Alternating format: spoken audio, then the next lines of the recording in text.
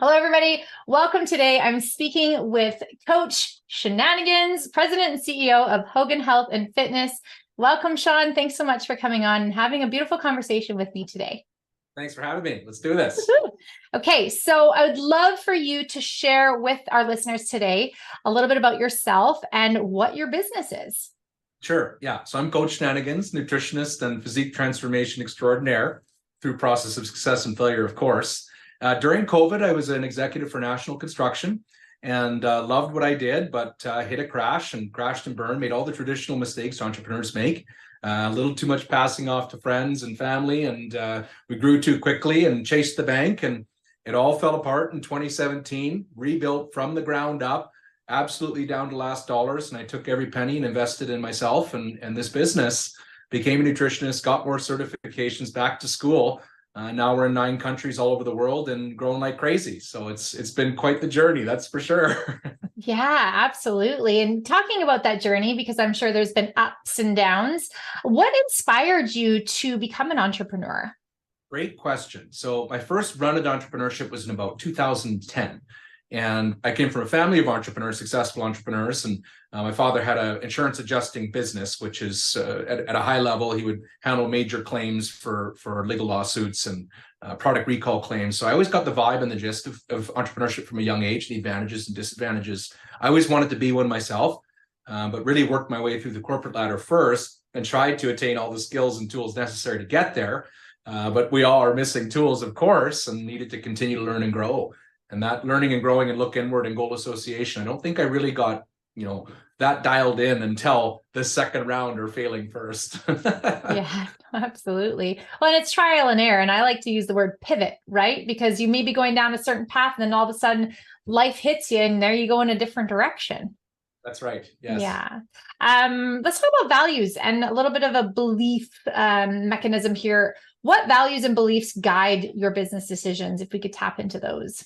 Great question. And I suppose that pivot happened for me as a result of failure. In the beginning or the first round, it was very much monetary or supporting and providing for my family and providing an environment for them to be successful. And I very much wanted that leadership role, although I may not have been, qualified or capable for leadership looking back, at least made some mistakes. Those values really changed as a result of failure, down to those last dollars and having to sell assets. That's an eye-opening experience. And it changed my perspective on the value system. And for me now, it's about helping others avoid or stay away from those traps and not make those mistakes because they have serious consequences, personally and professionally. So now it's very much about helping others and teaching people how to change habit, routine, and lifestyle to get to the next place. And it's a system we use and one I've adopted and learned from many of the top coaches all around the world in my sector anyway. So it's very much a pay it forward type mindset now, which is working great. Love that. If you could tap into like the most rewarding piece of this journey as you've kind of gone through really understanding what it takes to be an entrepreneur, like you say, you hit rock bottom, you build it back up, but what would be the most rewarding part of that? Good question. I suppose in the beginning, I was 65 pounds overweight and had toxic lifestyle and habits, routines, and I needed to fix my lifestyle. So that was step one. In order to be a health and fitness coach, you have to look like, you're supposed to look to have people want to, attract to your business. So that was a big, big piece and changing how I handled my day and went about goals. And then, of course, it changed to achieving goals and setting new ones. So the biggest reward really is setting those goals either quarterly, weekly, monthly, achieving them.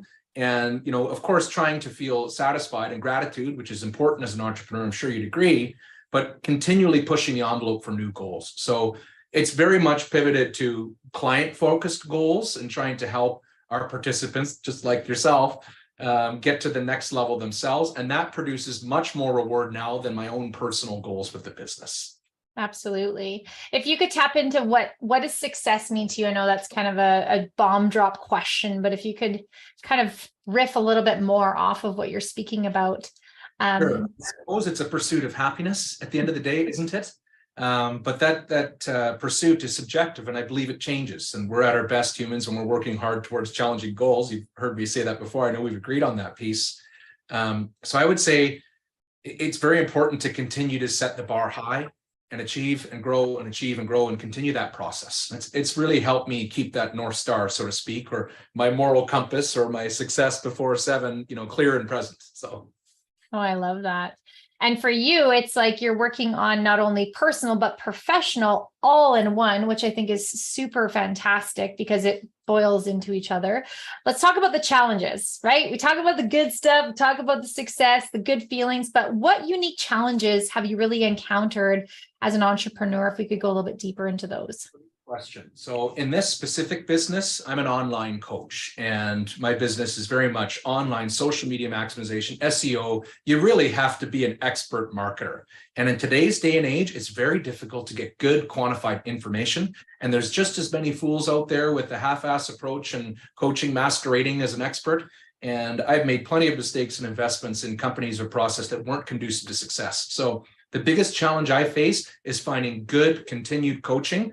And the more successful we get or more knowledgeable we get, the harder those coaches are to find and the more expensive they are, of course. So I would say finding good people, good process, and continuing to move the needle is the biggest daily challenge. Love that. Let's talk about your business evolution. So when you first became an entrepreneur to where you are right now, what kind of shifted? And, maybe just connecting it to the why, like why did you choose to do it? As your evolution has unfolded? So the why for me was very simple. And I had a background as a former national athlete, and I'd been working out as a passion for many years. And one of the challenges I had with my previous construction level career was I wasn't passionate about construction. I didn't really care about the hospital or school we were building. I cared about the leadership and the people. So it required a bit of a dive into what am I passionate about? I understand passion isn't the most important part of your business, and that changes as you evolve. But I was really passionate about health and fitness. And it was an easy transition because I had a ton of experience and certification already and had been coaching the whole way along in a recreational capacity at different gyms and stuff and keeping it fun. And that was my outlet. So it was an easy decision to move into health and fitness. And the passion grew and grew. The evolution of the business from the beginning, in the beginning, no clients and looking for that first sale, you offer the farm and your process isn't dialed in, and you learn your mistakes as you go and what weaknesses you have that are not making you a better coach. So I would say there was a huge and still is massive focus on being better and constantly looking at our systems, procedures, analytics specifically, and data and understanding, okay, where am I weak? Where can I grow? And personally, that's the empathy side. When people are struggling or having a tough time and they haven't met their obligations, it's easy to go, hey, smarten up and let's go. But some individuals require more support and more empathy. And I think I did in that circumstance too. I'd fired coaches because it was a bit too much tough love. The process is simple and the coaching I find easy, but helping people get out of their mindset, you're so driven to help them grow and get past where you see they're going, but that doesn't always equate to a perfect communication. I work on that daily. Beautifully put, for sure. Let's talk about vision, right? Let's bring that into the conversation. What do you have as far as your vision for the future of your business? Sure. So our last big goal was to get to 50 clients on program. It was a monetary and a size scale game. And then, of course, as you grow to a certain level, you have to have more pieces and parts in place. We surpassed that goal. Now we're past the 100 clients on program goal. The next goal is to start transitioning some of my knowledge and coaching to another young individual. Now, I don't think it's the best bet in our business to hire someone who's got all those pre-programmed pieces and parts and experience in place. I'd rather train someone because this works. So, and it works as a result of failure and continuing to push the needle. So bringing on someone to help me with the coaching so I can expand more.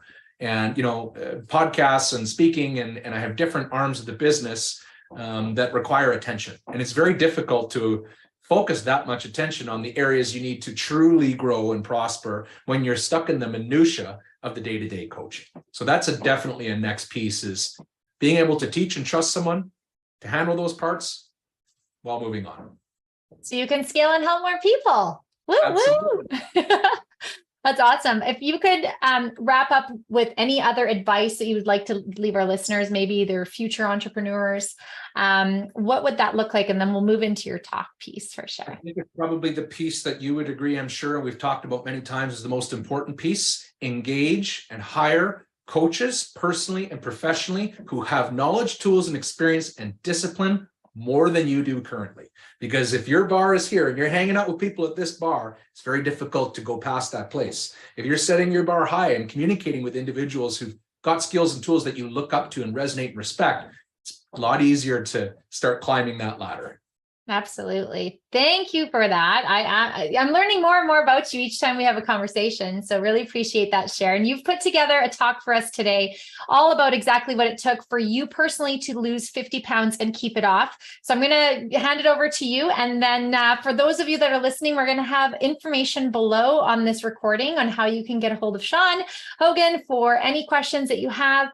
And there'll be more information posted below. So I'm just going to hand it over to you. And I can't wait to hear all about your story and exactly what it took to lose 50 pounds. So here you go. Okay, let's go. So, of course, the biggest piece, in my opinion, is change of habit, routine, and lifestyle. So I thought today the most valuable piece for your listeners would be teaching them exactly what it takes mentally and physically to transform a physique. There is so much misinformation out there in health and fitness specifically surrounding what it takes and what fad and what diet, what should you eat, what should you drink, and what cleanses and vegan, keto, paleo. I mean, we've heard it all over and over and over again. But really, there is some basic principles in science that one must, or I suggest, follow to really move the needle. And for me, that was weekend warrioring just doesn't work. And I was working out very hard during the week and eating healthy. Now, healthy is subjective. You can eat healthy foods and be very unhealthy, quantity and quality, of course. But learning exactly what that trifecta or those prongs were to move the needle was important. I hired Canada's top coach of coaches, and I hired Canada's top physique transformation coach and learned a ton. Most importantly, if you're looking to lose 50, 60 pounds, which I did 65 pounds in 100 days, you must understand some basic science. And that science is energy in with food and energy out with exercise. 85% of your success in modifying your physique, friends, is done in the kitchen. If you're told otherwise, it's not true. Now, there are those individuals who are friends of ours that we know who are 40, 50 years old and have six packs and can eat whatever they want. That's not most of us. So often we tend to move our bar to where we see the easiest path of least resistance. Now, I always followed individuals who were ripped and thought, oh, I'll eat and do what they do. Well, that didn't work for me. I'm what's called a mesomorph, which means I have to work a little harder to burn body fat the most. And I'm 38 years old. I was 34 on my first journey. So energy in with food is important. Understanding and tracking what you're taking in for calories, specifically your macronutrients or proteins, carbohydrates, and fats, is crucial. Ladies and gentlemen, the difference between eating 1,700 calories, ladies, let's call you 5'7", 160, and 2,100 calories in a day is the difference between gaining and losing a pound. Now, if we don't track, monitor, and understand, we're guessing. And guessing does not change the physique. Further, following these principles 5 days a week and checking out on the weekend and having all your fun, untracked and handcuffs off, this puts you right back to the starting line. And this was my biggest weakness, is I thought, I've done my work. I've earned my fun. Learn and earn is another crucial piece. And I often recommend when you're starting this journey, plan or prepare, if it's wine and chocolate, girls, or guys, if it's that bag of chips and a beer, have a note on it that says 5 p.m. Saturday, and try that in a 3 or 4 hour window once a week. This process alone is going to help you move the needle and start getting a little more discipline surrounding food, because this is the key. There are some other crucial elements. Where do you get your proteins, carbs, and fats from? So most of us think, oh, well, carbs are bad, or fats are bad, or keto is the way to go, or paleo, or macronutrient counting, vegan. Now, those diets all work. However, if you're not understanding or following the path on each and tracking, it's very difficult to understand if it's working for you. Now, Billy, Susie, Bob, Janet, and Joanne all have a very different profile and nutrient profile and metabolism. So simply following what your friend Susan or Bill is doing may not work for you. This is another area where most of us make a mistake. I'm doing the work. Why aren't I losing the body fat or building the muscle? At the end of the day, you're doing some of the work, and there's work pieces missing. So here are my 4 crucial tools and elements to start moving the needle to lose your 50 or 60 pounds. 1, it's very difficult to heal and recover without 7 or 8 hours REM sleep. For those of you who are stressed out about that possibility, there is tons of free sleep training on podcasts all over the place. Screen time is a big one. Mitigating stress and anxiety is a big one. Reading, preparing for sleep, having a morning routine. Water. Water is crucial. It makes up a substantial portion of our body. Ladies, if you're not drinking more than 3 liters of water a day, and men over 4, it's going to be very difficult for you to move the needle and have healthy gut function. 3, understand what foods are conducive to your success, which may have aversions or allergies, and go. Many of you are allergic to dairy. Many of you are never going to function well on carbs. Some of you have a problem with certain proteins. Some of you have major and minor gut health issues, such as Crohn's and IBS. If you don't learn from a pro or investigate enough online about exactly how to navigate that illness or challenge, it's going to be very difficult and you'll hit the wall. Many of us have what we call insulin resistance, which means it's very difficult to manage glycogen levels. So 3 obviously is that piece. 4, you can't get to the finish line. I'm sorry, I'm being direct. It's difficult to get to the finish line if you can't see the track. Now, ladies and gentlemen, how do you succeed in your business if you don't have your goals written down? What is success if it's not quantified? What is a successful physique if you don't have a picture of it on your mirror? How can you move those poor habits or habits that aren't conducive to your success if you don't have a process and a plan to do so? Plan, track, monitor. And it's much easier with guidance. So those are my basics on how you need to move the needle or what was required to make those changes. It's a process of 2 steps forward and 1 back. Are you going to fix this overnight? No. I would say 10% of the individuals I work with, and that's over 700 humans now, nail this right out of the gate. Most of us require tweaking, monitoring, changes, growth, step backs, move forward. So it is a process. The one piece that's very difficult is usually social structure. And this is the hardest for people to maneuver around. If your social structure on the weekend, which is many of our clients and friends, and I'm sure you can relate to this too, we've both been there. Weekend is fun time with the kids, beach, dinners out, and humans, our entire social structure is around food. Well, it's pretty difficult to change how your physique is put together and improve sleep, recovery, sex drive, focus, muscle tone, gut health, mental clarity, focus drive without changing that piece. So learn and earn is important. Modifying your social structure is important. It was hard for me to say no to social events in the beginning. It was crucial for my success personally. Many of you will have to make the same decision, but earning that fun when it's, let's call it on a Saturday, sure feels like reward versus an error or issue or negativity when you have earned it. So simply just going with the flow, it's very difficult to move the needle. So I moved the needle and changed those pieces and parts by changing my lifestyle and purging some people in my life and toxicity to get there. One more tip I'll leave you with, I'll keep it short and sweet here. One more tip to leave you with, when you go on a health journey and you want to pursue this process, and if health and fitness is at number 5 on your list, it's going to need to go to 1 or 2. Ask your family and immediate friends for help. Susan or mom or dad or son, I'm going on this journey. I can't enjoy the same sweets and treats with you all the time, or I have to prioritize my exercise. I could use your help. Do you think you could support me in this? If you ask someone to be strong for you, they will be strong for you when you're weak. And that's a big, important piece to moving the needle. Those are the very basics on what's required to transform your physique and live a happier, healthier life. And if you're choosing a dietary regime, I suggest you start with research and goals. And those are the basics on how to transform a physique and mindset. Woohoo! Thank you so much, Sean. That's Coach Shenanigans, President and CEO of Hogan Health and Fitness, Inc. Thanks so much.